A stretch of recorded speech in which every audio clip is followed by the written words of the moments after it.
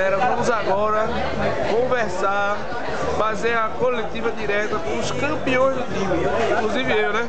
É claro. Aí é marqueteiro de Vamos aqui conversar com o nosso zagueiro, xerife da zaga, Igor. E aí, o que você achou do time? Era um time que estava desmotivado, era um time que estava ali, que ia só cumprir tabela, não ia chegar nem a final do campeonato, ia ficar entre os últimos lugares.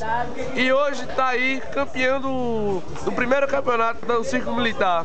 E aí, comente sobre esse campeonato. A gente, em primeiro lugar, a gente veio já focado em ser campeão desse torneio aí, que tinha um time mais favorito, mas a gente arrumou um empate junto com eles e o tempo pra frente, junto com o meu amigo lá na zaga, a gente deu conta do recado e segurou o ataque da turma aí. Certo. Tem alguma especulação em vista aí de uma transferência ou vai continuar no time?